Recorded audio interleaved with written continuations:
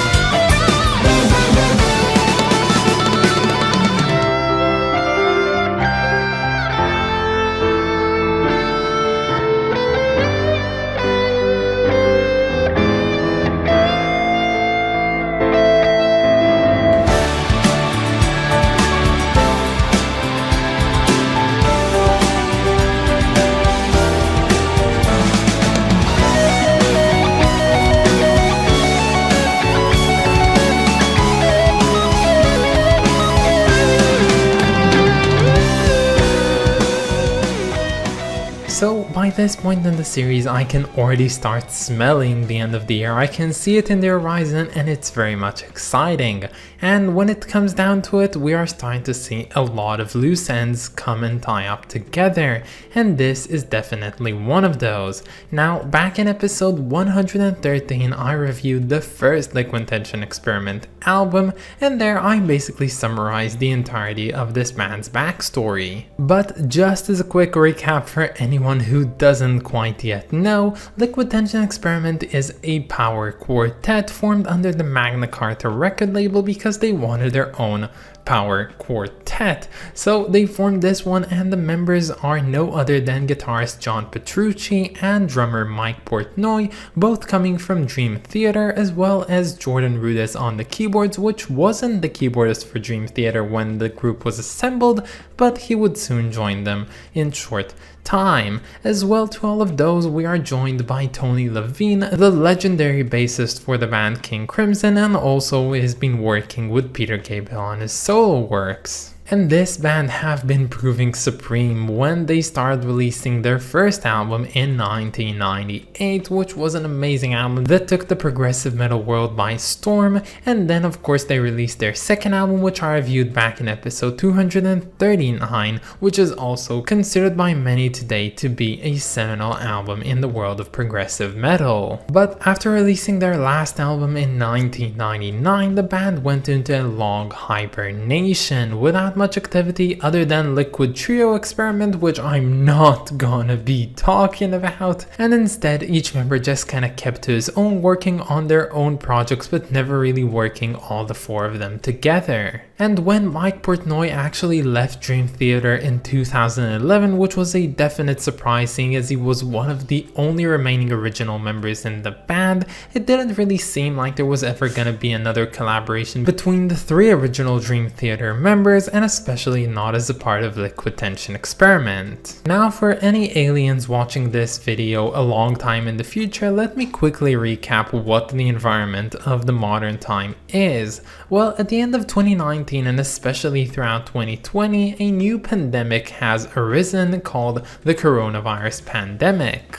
And aside from taking the lives of many and making the entire world go through a very rough time, we all just kinda got into quarantine and started working and thinking about our own selves and what we have managed to do so far with our lives and what we can manage to do now. And one thing that happened in 2020 in the background of the pandemic was that the 4 members of Liquid Tensure Experiment started reflecting upon themselves and decided to secretly contact one another and to meet up in the DTHQ, which stands for the Dream Theater headquarters. But before they could do that, each one went into a voluntary quarantine, and then each one took a COVID test and they all came out negative, so they met up in the studio. And Mike Portnoy, who from everything that I ever read about him sounds like a really cool dude, recalled that when he walked into the studio that fateful day and he saw John and Jordan just standing there together, he suddenly realized it dawned on him that they didn't occupy the same room together for more than 10 years. And you know what? 10 minutes afterwards, they were already jamming together. And as far as I'm concerned, even if the resulting album from this meetup didn't turn out to be that good, I would have still loved it for the fact that it has such a heartfelt story behind it of a group of people actually deciding to regroup maybe one last time. And considering the fact that these guys are not young at this point, they are quite old, with their youngest being in their 50s and their oldest being Tony Levine, who's a whopping 75 years of age. But age is apparently no concern for these guys because they jammed out much like they did back in the old days, and it sounds very much good. And of course, these guys kept this project as a secret until they decided to finally release a teaser for this one, so they posed for a picture together wearing face masks that spelled the letters LTE3. And the next major event came in the form of the actual release date for this album, which was initially for the 26th of March 2021, but due to imperfections in the pressings of this album, it was delayed a bit further on to the 16th of April 2021. Now, at the time when this one was released, I was already pretty much into the prog community on YouTube. I was still not making videos, but I was watching a lot of them. And if there's one thing that I remember is the buzz that this album created. A lot of people were talking about this one. It was definitely a major event. But another thing that I noticed is that this album kind of just went as it came pretty much quickly, and not a lot of people really talked about it. So my assumption was that this album was probably a fine album, but just not that much memorable. But nevertheless, when I started making the list for the series and I got recommendations for albums, separate people recommended Liquid Tensure Experiment to me, specifically their debut and their sophomore album.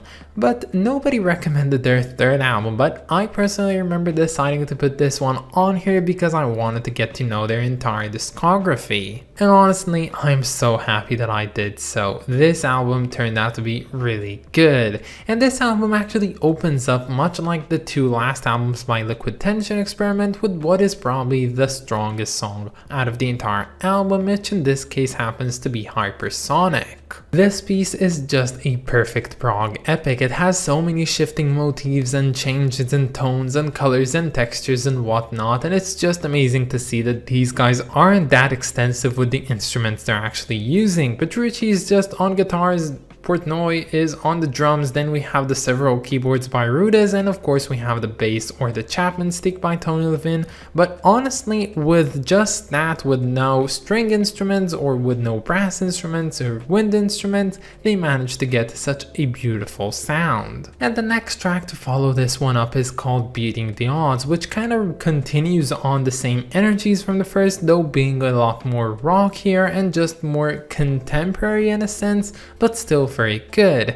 And after 14.5 minutes of rocking, we finally get the first palate cleanser in this album in the form of the short song called Liquid Evolution, into the next song called The Passage of Time, which its style basically refers to the fact that it has been a bit more than 20 years by this point since they actually released their last album. And seeing as a lot of time has passed, how did the band perform after all these years? And well, this is where this song comes in, because it basically doesn't give you a rightful answer, it just tells you, you know what, listen to this song and decide for yourselves whether you think that the band has improved or staled in the passage of time. And well, if you're a sane-minded person, you'd notice that this song is a banger. Chris and Kevin's amazing odyssey is continuing, of course, the Chris and Kevin storyline, which is not a very cohesive one, just a joke that has been going around with this band since their first album, when the photographer for the album cover or gatefold was actually referring to Tony and Mike as Chris and Kevin. And this song is definitely one of those outcasts from this album because it's mostly just wandering in the avant-dark. And the following track is, well, at the time when I wrote this script, I didn't think that it was my favorite, but now I've listened to it multiple times and I think that it is my favorite, and that's of course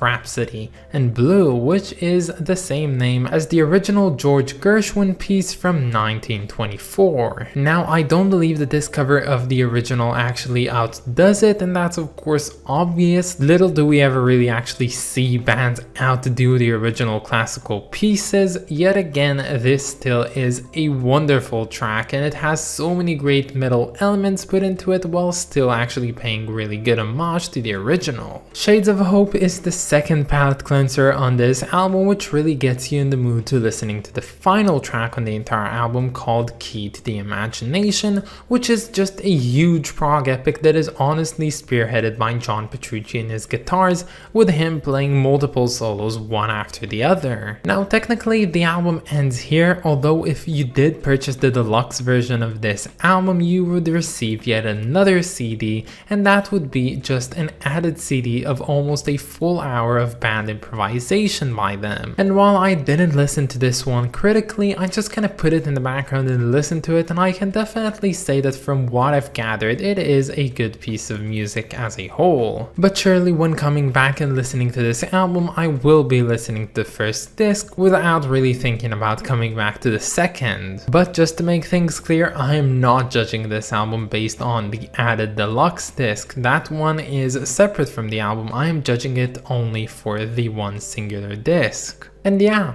in short, Liquid Tension Experiment is back. Who knows if they will release yet another album? They might and they might not, but they've definitely shown that they're capable of surprising us. Anyway, this is also our last acquaintance with Liquid Tension Experiment, and unfortunately there is now at this time no other studio albums to discover, so this is where our road ends. And what I can definitely say from listening to these guys is that they are incredible. They might not be my personal cup of prog, and that's just my gripes with metal, but honestly I enjoyed their music quite a bunch.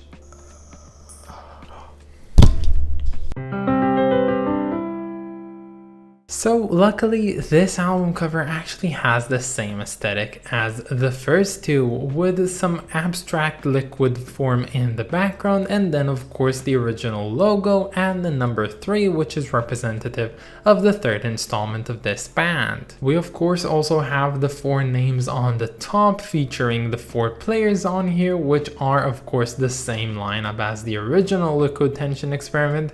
And that's just fun, you know, it's good. I'm happy to see that they're consistent, and you can definitely look at all the 3 covers and say that they are seamless. So this album is a surprisingly solid album, and to me at least I believe that it's worth of a rating of 8 out of 10. But that's about it guys. I hope that you enjoyed this video, and stay tuned for tomorrow because we're going to be listening to In Praise of Learning by Henry Cow. I of course want to thank my lovely supporters over on Patreon, so thank you so much to Clay One, Arist of Kings, and Lindsay Haycox. You guys are just the best, and if any of you want to support me over on Patreon, you can find the link down in the description or in my about page. But that's about it guys, have a wonderful day and I'll catch you all tomorrow. Bye guys.